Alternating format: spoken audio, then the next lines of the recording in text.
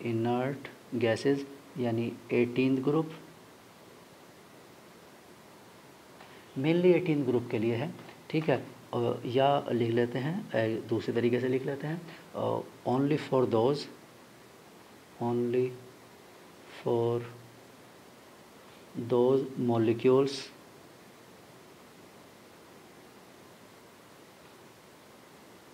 only for those molecules or atoms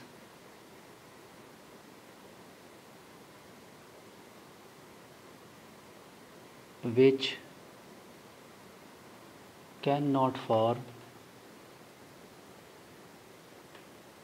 any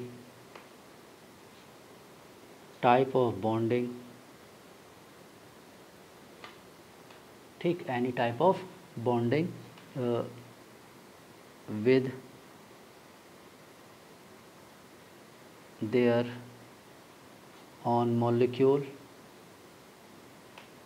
और atom, जो अपने जैसे एटम के साथ कोई बॉन्डिंग नहीं बना सकते, ठीक है, उनके लिए जो बॉन्डिंग ही नहीं बना सकते। अब बॉन्डिंग कौन नहीं बना सकता, आपको पता है ऑब्वियसली, जैसे हीलियम, हीलियम के साथ कोई बॉन्डिंग नहीं बना सकता, नियोन, नियोन के साथ कोई बॉन्डिंग नहीं बना सकता, आर्गन, आर्गन के साथ कोई बॉन्डिंग नहीं, क्रिप्टॉन, क्रिप्टॉन के साथ, जीनोन, जीनोन के साथ कोई बॉन्डिंग नहीं बना सकता, इसलिए नोबल गैस।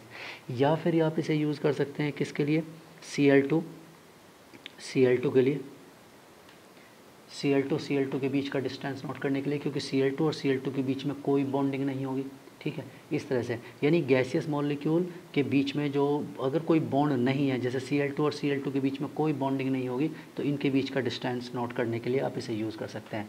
H2 और H2 इनके बीच में कोई बॉन्डिंग नहीं होगी, तो आप इनके बीच का वैन डर वाल रेडियस सॉल्व कर सकते हैं कि इनके बीच में क्या, ठीक है, वैन डर वाल रेडियस होगा। अब इसे गैसेस स्टेट में कभी सॉल्व नहीं करते, क्योंकि ये सब तो गैसेस हैं, तो गैसेस स्टेट में इसे सॉल्व नहीं करते हैं, ये हमेशा सॉलिड स्टेट में, क्योंकि गैसेस स्टेट में पार्टिकल क्या होते हैं, मूविंग होते हैं, कंटिन्यूसली उनकी डिस्टेंस चेंज होती रहती है, कंटिन्यूसली मूवमेंट में रहते हैं, इसलिए उनका रेडियस फिक्स हो ही नहीं सकता, नेवर। इसीलिए हम इसे क्या करते हैं, सॉलिड स्टेट में ही सॉल्व करते हैं। तो वैन डर वाल रेडियस का सेम डेफिनेशन उसी तरह से होगा, 1/2 of the distance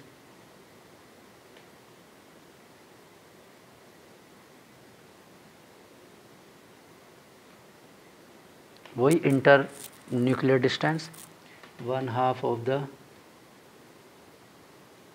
inter nuclear distance between the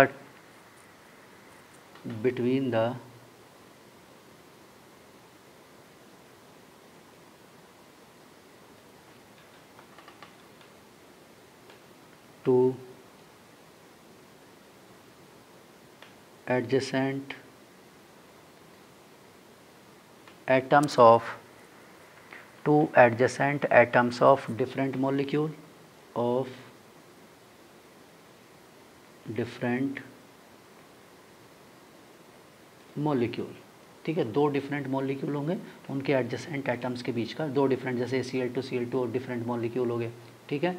और जैसे हीलियम को भी मॉलिक्यूल ही काउंट करते हैं, आगे पढ़ोगे गैसियस स्टेट थ्योरी में पढ़ोगे कि ये helium considered as molecule, neon considered monoatomic molecule कहा जाता है इन्हें, these are known as monoatomic molecule, noble gases are known as, ठीक है,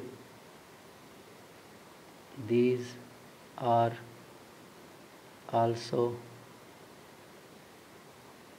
known as monoatomic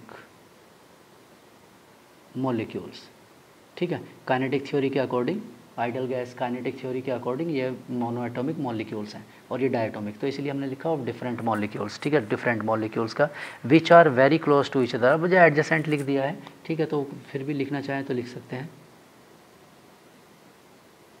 which are very close to each other, present in solid state, ठीक है, each other in solid state,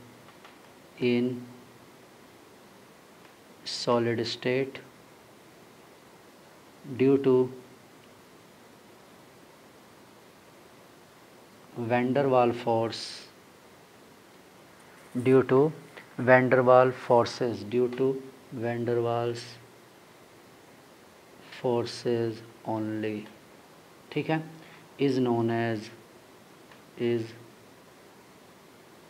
as या called as van der Waal radius.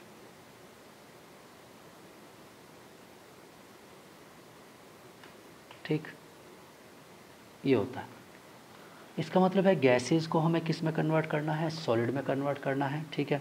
तो जैसे हमने क्या किया, ये गैसियस पार्टिकल्स हैं, ठीक है, गैसियस स्टेट, और हमने क्या किया, इन पार्टिकल्स को किस में कन्वर्ट कर दिया है, सॉलिड में कन्वर्ट कर दिया है। और सॉलिड में कन्वर्ट किया है तो ये इस तरह से एक दूसरे के क्लोज आ गए, ठीक।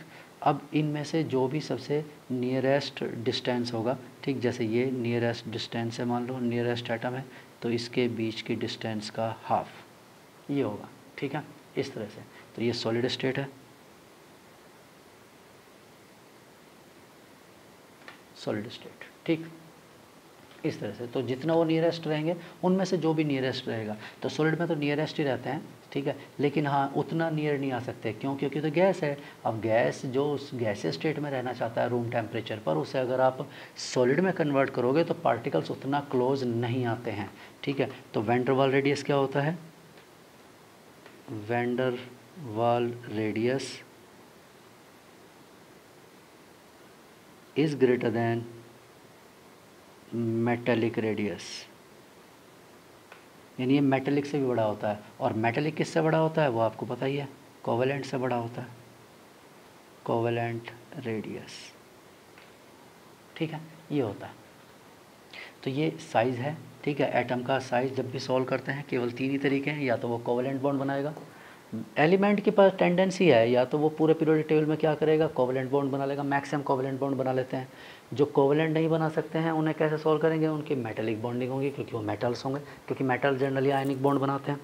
अब बचा कौन, जब मेटल्स भी ख़त्म हो गए, नॉन मेटल्स भी ख़त्म हो गए, तो उसमें एक ही स्पीसीज बच सकती है, कौन सी, वैन डर वाल गैसेज, सॉरी नोबल गैसेज। तो नोबल गैसेज ही क्यों बचे, क्योंकि वो कोवेलेंट बॉन्ड नहीं बनाते और मेटल्स तो होते ही नहीं है, तो इसलिए उनके लिए वैन डर वाल रेडियस। तो ये तीन, ठीक है, ये होता है radius.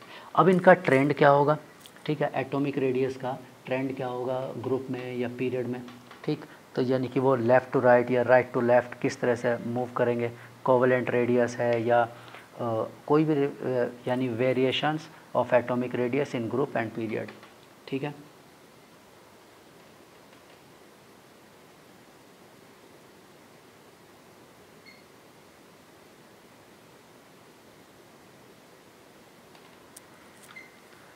Variations of atomic radius in groups and periods, ठीक है, along the period and down the group क्या इफ़ेक्ट होगा। चलिए सबसे पहले तो हम बात करते हैं पीरियड में, left to right.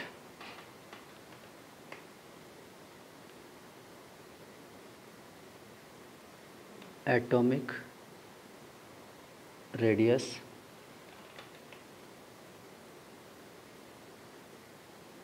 decreases from left to right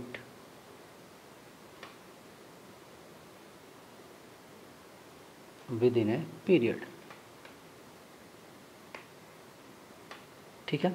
जब हम किसी भी पीरियड में लेफ़्ट टू राइट मूव करेंगे तो साइज़ क्या होगा, डिक्रीज़ होगा, atomic radius. Obviously left side में मेटल्स हैं, मेटल्स क्या शो करते हैं, मेटेलिक रेडियस शो करते हैं, इसलिए उनका साइज़ लार्जर होगा, मेटेलिक रेडियस। राइट साइड में कौन है, कोवेलेंट रेडियस, क्यों, नॉन मेटल है, non metal covalent radius show करेंगे, तो इसलिए वो छोटी वैल्यू होगी, ठीक। वैन डर वाल रेडियस वो सबसे नोबल गैसेज है, नोबल गैसेज को इसमें इंक्लूड नहीं करती। जो स्टेटमेंट लिखा है ये जर्नल स्टेटमेंट है,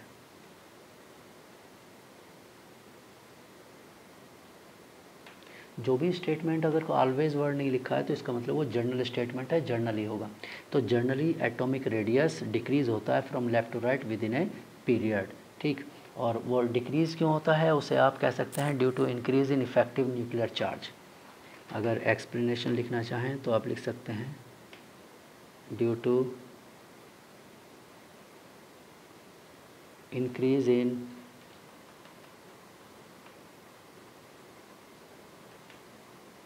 effective nuclear charge.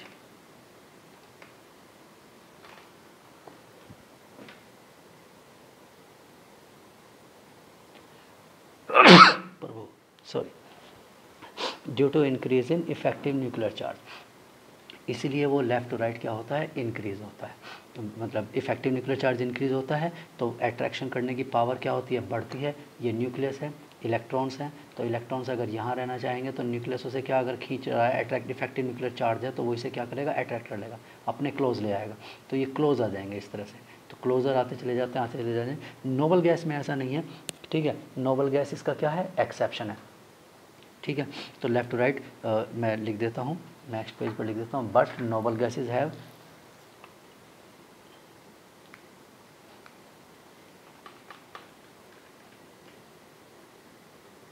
but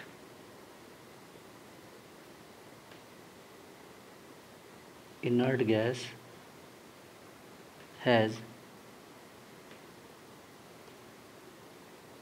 highest or largest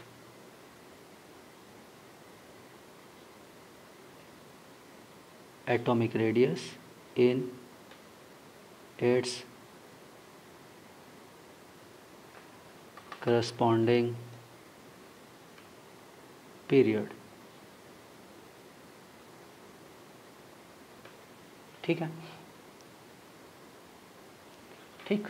तो वो मैंने लिख दिया है कि उसका तो अपने पीरियड में सबसे बड़ा साइज़ होगा, ठीक है। तो उसे हम नेगलेक्ट कर देते हैं, हम तो जर्नल स्टेटमेंट की बात कर रहे हैं, ठीक।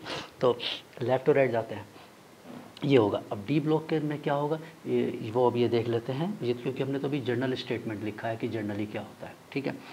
अब हम बात करते हैं किस में, ग्रुप में बात करते हैं।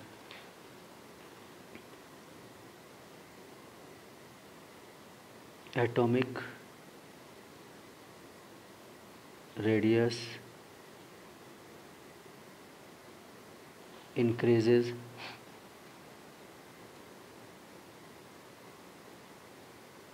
from upward to downward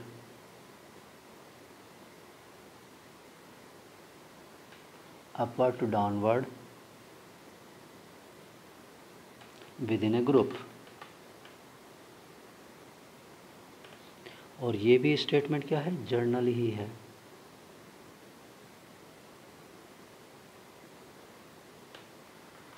ठीक है। सब स्टेटमेंट जर्नल हैं, ध्यान रखना। ऑलवेज वर्ड में बार बार अब जर्नल नहीं लिखूंगा, कुछ भी स्टेटमेंट लिखा है तो वो जर्नल स्टेटमेंट होगा। ऑलवेज अगर लिखा है तो ठीक है, ऑलवेज स्टेटमेंट हो, ऑलवेज वर्ड होगा तो ऑलवेज है, ऑलवेज वर्ड नहीं है तो इट मीन्स वो जर्नल स्टेटमेंट है। मतलब उसके एक्सेप्शन हो सकते हैं लेकिन जनरली मैक्सिमम उसे फॉलो कर रहे हैं, ठीक है। तो ये ग्रुप में होता है अपर टू डाउन। ऐसा क्यों होता है, upper to downward size increase क्यों करता है, due to increase in number of orbit, due to increase in number of orbit and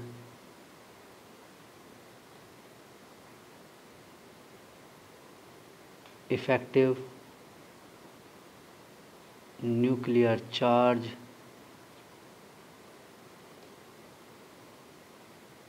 remains constant, ठीक है।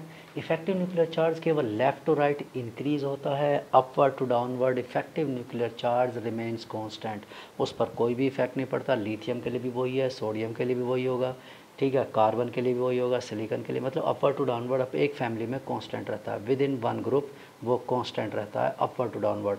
तो फिर इंक्रीज इसलिए हो जाता है क्योंकि नंबर ऑफ ऑर्बिट बढ़ जाते हैं। क्योंकि ऊपर वाले के पास 2 ऑर्बिट्स होंगे, नीचे वाले के पास 3 है, उससे नीचे वाले के पास 4 है, उससे नीचे वाले के पास 5 है, उससे नीचे वाले के पास 6 है। इस तरह से नंबर ऑफ़ ऑर्बिट बढ़ जाते हैं। तो नंबर और इफेक्टिव न्यूक्लियर चार्ज बढ़ा नहीं, यानी अट्रैक्शन तो बढ़ा नहीं है, लेकिन नंबर ऑफ़ ऑर्बिट बढ़ गए, यानी डिस्टेंस बढ़ती जा रही है और इफेक्टिव न्यूक्लियर चार्ज बढ़ नहीं रहा है। तो इसलिए साइज़ क्या हो जाता है, इंक्रीज़ हो जाता है। ठीक है। तो हाँ, एक्सेप्शंस मिलेंगे, हम ये नहीं करें कि एक्सेप्शन नहीं मिलेंगे, इसलिए तो जनरल स्टेटमेंट लिखा है। ठीक है, चलिए। तो ये अब हम बात करते हैं इसमें एस ब्लॉक, पी ब्लॉक या डी ब्लॉक या एफ ब्लॉक में साइज़ का क्या ट्रेंड होगा, कैसे होगा। ठीक है, वो देख लेते हैं।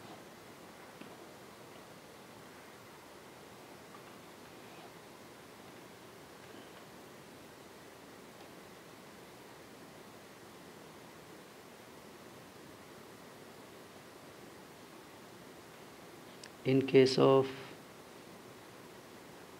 S block and P block elements,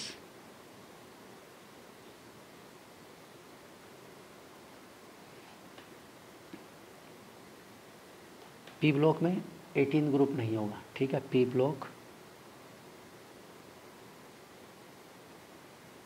excluding 18th group, उसे हटा दीजिए, उसकी बात नहीं कर रहे हैं। ठीक है, 18 ग्रुप क्यों, क्योंकि लेफ़्ट टू राइट जाएंगे तो फिर उसमें दिक्कत होगी। ठीक है, तो हम लिखते हैं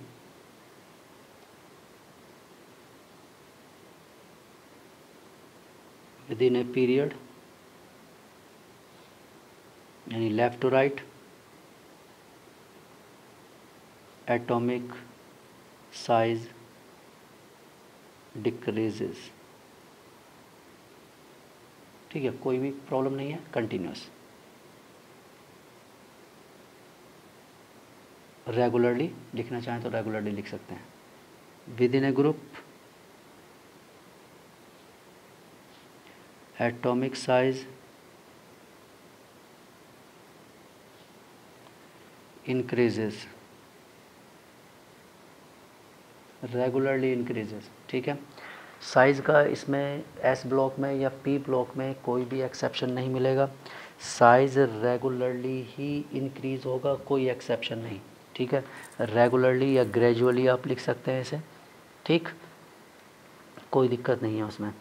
तो ये एटॉमिक इंक्रीजेस, और बस क्या हो सकता है, ग्रुप में जब अपर टू डाउनवर्ड चलते हैं तो पहले साइज़ डिफरेंस कम होता है और उसके बाद साइज़ डिफरेंस क्या हो जाता है, वो सॉरी, पहले साइज़ डिफरेंस ज़्यादा होगा, उसके बाद साइज़ डिफरेंस क्या होने लगता है, कम होने लगता है। ठीक है, एटॉमिक रेडियस डिफरेंस या size difference between two adjacent atoms decreases down the group.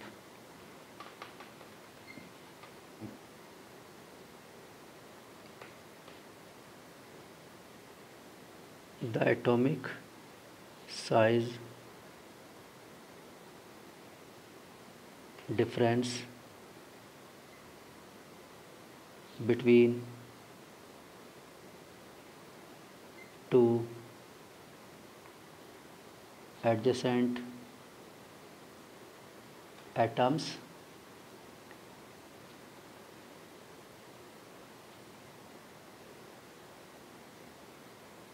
decreases down the group, decreases down the group. ठीक है, तो ऊपर वालों में साइज़ डिफरेंस ज़्यादा होगा, नीचे वाले एलिमेंट में साइज़ डिफरेंस कम होगा। ठीक है, जैसे इसका जो साइज़ डिफरेंस है, लिथियम सोडियम का साइज़ डिफरेंस, लिथियम सोडियम, ठीक है, साइज़ डिफरेंस जो भी होगा, ये साइज़ डिफरेंस क्या होगा, ग्रेटर होगा देन, और इससे बाद में कौन है, मान लो रुबिडियम और सीजियम साइज़ डिफरेंस। तो लिथियम सोडियम साइज़ डिफरेंस, ठीक है, is greater than rubidium caesium size difference. इनके साइज़ के डिफरेंस से ये इसका डिफरेंस ज़्यादा होगा। ठीक है, size difference, atomic radius difference या साइज़ डिफरेंस, क्योंकि लिथियम का साइज़ लार्ज स्मॉलर होगा, सोडियम लार्जर होगा, ठीक है, सीजियम लार्जर होगा, रुबिडियम, लेकिन इनमें डिफरेंस कम मिलेगा और इनका डिफरेंस ज़्यादा होगा। ठीक, इस तरह से ट्रेंड होता है। चलिए, ये तो हुआ एस और पी ब्लॉक का, इसमें कोई प्रॉब्लम नहीं है, कोई एक्सेप्शन नहीं मिलता है। बात करते हैं in case of D block element.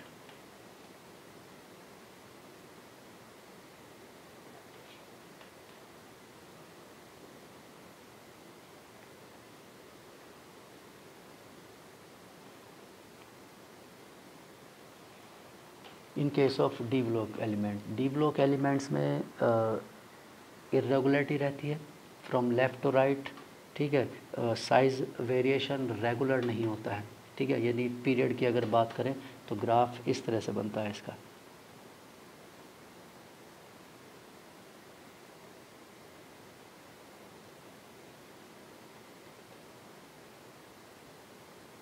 Atomic number, ठीक, एटॉमिक नंबर, और यहाँ एटॉमिक रेडियस,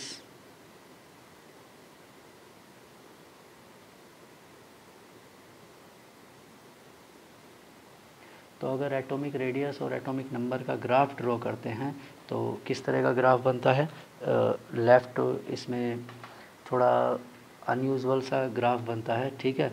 मैं रफली ग्राफ बना रहा हूँ, डेटा तो अभी नहीं मिलेगा आपको, 12th क्लास में पढ़ने को मिलेगा आपको डेटा, ठीक है। इस तरह का ग्राफ बनता है, पहले वैल्यू लोअर होगी, ठीक है, फिर उसके बाद इंक्रीज़ डिक्रीज़, ठीक, कांस्टेंट, और उसके बाद इंक्रीज़, ऐसा ग्राफ बनेगा, ठीक है। ऐसे ही ऑलमोस्ट ग्राफ दूसरे उसका भी बनता है सेम, लाइक मैं रफली ही बना रहा हूँ तो ऐसे ही बना देता हूँ। ये 3D सीरीज़ के लिए है, ये 4D सीरीज़ मैंने लिखवाया हुआ है, सीरीज़ कौन सी है कौन सी नहीं है अपना आप चेक कर लेना, ठीक है। और ये है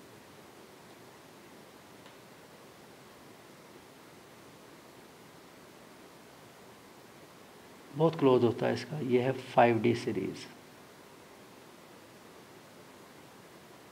6D के बाद होगा तो बहुत क्लोज होगा वो। तो there is a large difference between 3D and 4D। तो लेफ़्ट टू राइट जाते हैं तो फर्स्ट डिक्रीजेज ए कांस्टेंट, ठीक है, इस तरह का आता है। तो from left to right,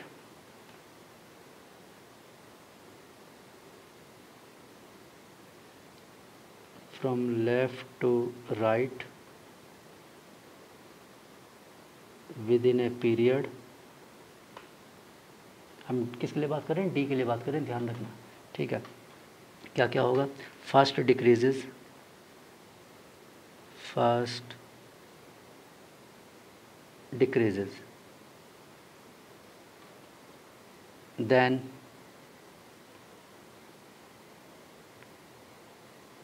remain constant, and then increases, ठीक है। पहले डिक्रीज़, फिर क्या होगा, वो तो एक्सेप्शन होता है एक दो बीच में, डिक्रीज़ होगा फिर कांस्टेंट रहेगा। यहाँ पर वैल्यूज़ क्या रहती हैं, कांस्टेंट रहती है ऑलमोस्ट, ये ग्राफ यहाँ पर, यानी कि ये स्कैंडियम से स्टार्ट है और कहाँ तक है, जिंक तक है। तो बीच में आयरन कोबाल्ट निकल आसपास यहाँ होंगे, आयरन कोबाल्ट निकल, यहाँ कॉपर होगा, इस तरह से। तो इन तीनों का साइज़ लगभग क्या होता है, सेम होता है, बहुत ही क्लोज होता है, वेरी क्लोज, ठीक है, इस तरह से होता है। तो फर्स्ट डिक्रीजेज, ठीक, then remain constant, and then almost constant, remains almost constant, and then increases।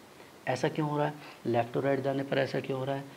Left to right इसमें डी ब्लो, इसमें क्या होता है कि n-1 ऑर्बिट फिलअप होता है, ठीक है, n-1d due to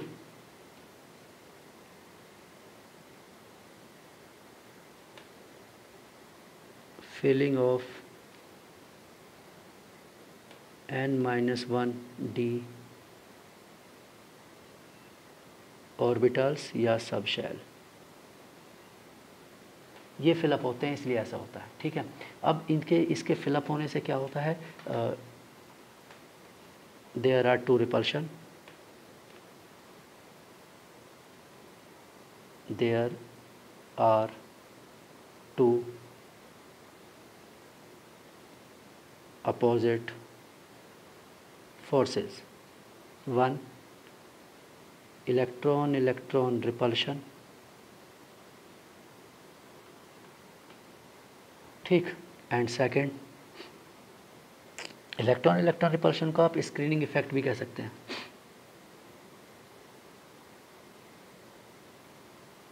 screening effect. और दूसरा क्या होता है, प्रोटॉन इलेक्ट्रॉन अट्रैक्शन, इसे आप कह सकते हैं इफेक्टिव न्यूक्लियर चार्ज।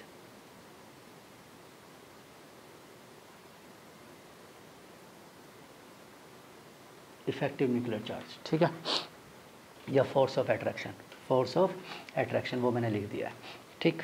तो अब इसमें क्या होगा, दोनों में से जो भी डोमिनेट करेगा, इनिशियली ये डोमिनेट करता है, initially second dominate, first decrease means second dominates over first, second की पावर फर्स्ट से ज़्यादा है।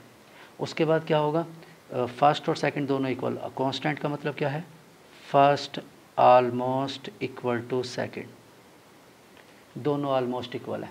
और उसके बाद इंक्रीज होने का मतलब क्या है, फर्स्ट डोमिनेट ओवर सेकंड, ठीक है। तो ये होता है इंक्रीज। तो रिपल्शन डोमिनेट करेंगे तो एटम इलेक्ट्रॉन दूर दूर भागेंगे, एक दूसरे से दूर भागेंगे, तो साइज़ क्या होगा, जैसे रिपल्शन हो रहा है तो दूर चले जाएंगे इलेक्ट्रॉन्स, अट्रैक्शन ज़्यादा हो रहा है तो नज़दीक आ जाएंगे, और दोनों बराबर है पावर, ना इधर रिपल्शन नॉर अट्रैक्शन, ठीक है। तो क्या होगा, मिडिल में वहीं पर रहेगा। तो आयरन कोबाल्ट निकल के केस में ये ऑलमोस्ट एक दूसरे को कैंसिल, मतलब एक इलेक्ट्रॉन के ऐड होने से, by the adding of electron जितना रिपल्शन होगा, एक प्रोटॉन के ऐड होने से उतना क्या हो गया, अट्रैक्शन, उसी के बराबर अट्रैक्शन। तो साइज़ में कोई चेंजेस नहीं आते हैं, ठीक है, ये है। तो इस तरह से सभी में होता है, 3D 4D 5D या पूरे D में ऐसा ही होता है, ठीक। अब ये इसमें 3D और 4D या 5D के बीच में यहाँ पर गैप कम क्यों है, या ग्रुप में अब ऊपर से नीचे की बात करते हैं, फ्रॉम अपवर्ड टू डाउनवर्ड,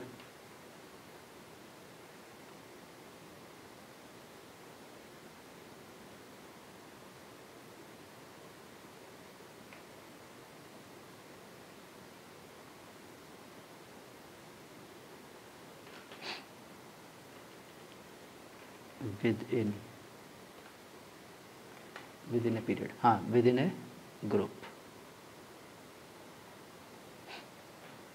ठीक है। क्या होगा, ये तो जनरल केसेस में तो क्या होगा, इंक्रीज होना चाहिए, ठीक है, increases down the group, increases down the group, but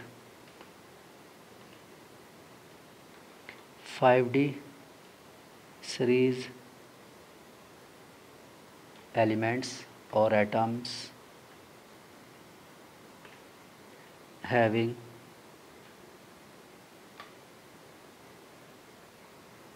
very close radius to that of 4D series elements और एटम्स, ठीक है, उनके बहुत क्लोज होता है, वेरी क्लोज होता है उनका, ठीक है। जैसे डायग्राम भी बनाया हुआ है, देखो यहाँ पर बहुत गैप है, there is a large gap between 3D and 4D, ठीक है, 3D and 4D, large size difference, और 4D और 5D very less size difference, ठीक है। तो ये होता है, तो ये वही हमने लिखा है, very close to the 4D, even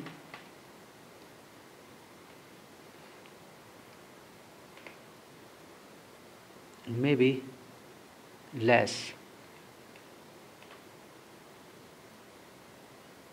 than that of 4D series element, उससे छोटा भी हो सकता है, ठीक। और ऐसा क्यों होता है, it is due to lengthenoid contraction,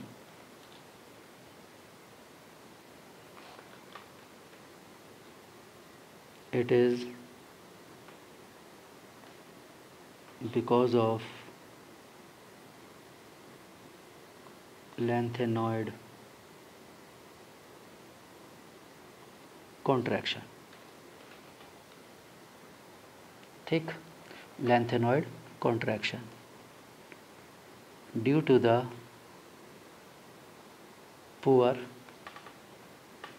or weak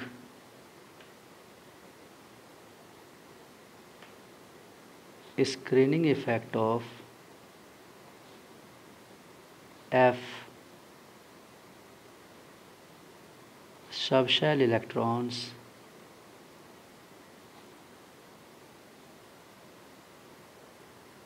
the size of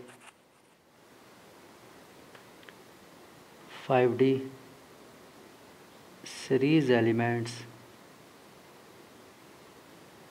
5D series atom से लिख लो atoms will be less than expected value।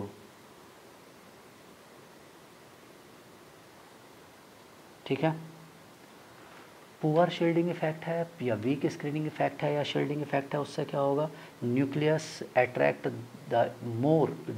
More attract the electrons of outer. बाहर साइड वाले जो इलेक्ट्रॉन्स होंगे उन्हें ज़्यादा अट्रैक्ट करेगा तो जो हम एक्सपेक्ट करते हैं कि उसका साइज़ होगा, जैसे 3D और 4D के बीच में गैप है, ऐसी 4D 5D के बीच में गैप होना चाहिए, नहीं होगा। और 6D का गैप तो और भी छोटा होगा। अब वैसे हमने लिखा नहीं है, 6D अगर बनाएंगे तो वो और भी 5D के क्लोज बनेगा, और ज़्यादा क्लोज बनेगा। ठीक है, क्यों? क्योंकि इसमें तो 4F है, इसमें कौन सी सबशेल है 4F, उसमें तो कौन सी होगी 5F होगी, उसमें 5F होगी। तो 5F तो क्या होता है, और भी पुअर शील्डिंग इफेक्ट होता है उसका। तो इस वजह से, और जैसे एग्जांपल की अगर हम बात करें कि एक छोटा साइज़ का, तो एक फैमिली है जिरकोनियम, हाफनियम और टाइटेनियम फैमिली में आता है वो। ठीक है, अगर मुझे मिल जाएगा तो मैं जिरकोनियम, हाफनियम,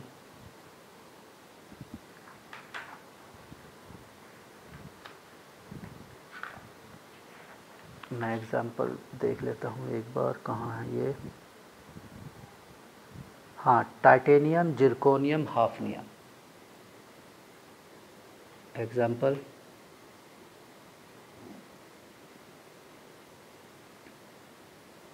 ठीक है, ये एलिमेंट्स है कौन से, fourth group elements.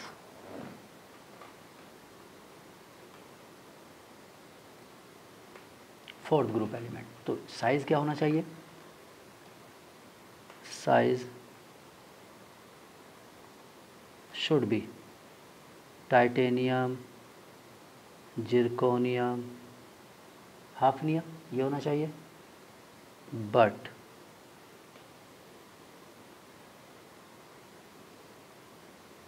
Actual order, ये तो होना चाहिए, बट एक्चुअल ऑर्डर क्या है, टाइटेनियम, ये तो ठीक है, बट जिरकोनियम हाफनियम से बड़ा, यानी हाफनियम होता है 159 पिकोमीटर और जिरकोनियम होता है 160 पिकोमीटर। तो 1 पिकोमीटर इसकी वैल्यू कम है हाफनियम की, जबकि ये कौन सा है 3D है, ये कौन सा है 4D है, और ये कौन सा है 5D एलिमेंट है। तो होना हाफनियम को बड़ा चाहिए था, जैसे कि लिखा हमने, बट एक्चुअल ऑर्डर ये होता है। तो इसे रीज़न कोई पूछेगा तो क्या लिखेंगे, ड्यू टू लेंथेनॉइड कॉन्ट्रैक्शन, तो इसका रीज़न लेंथेनॉइड कॉन्ट्रैक्शन लिखेंगे। इसी तरह से और भी हो सकते हैं। ठीक है,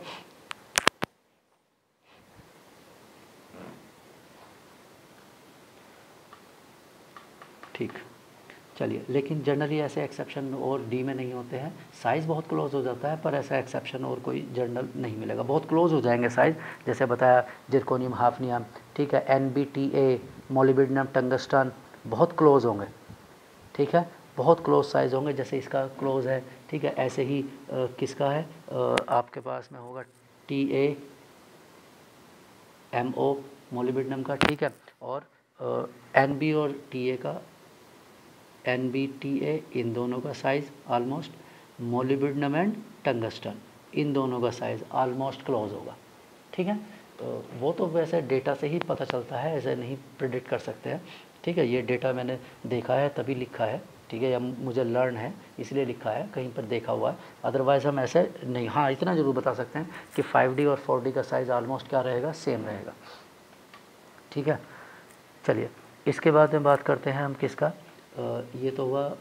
अब F की बात करते हैं, F block elements.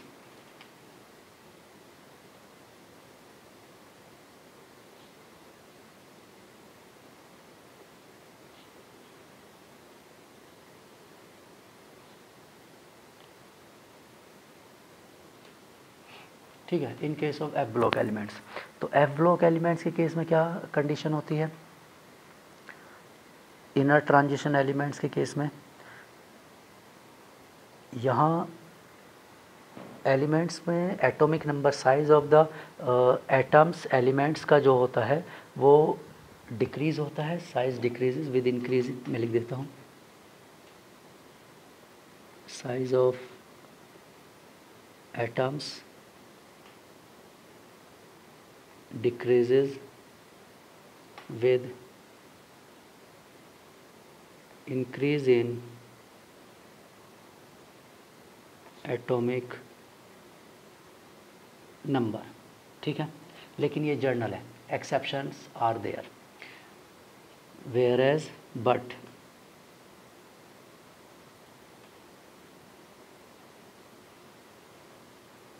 the size of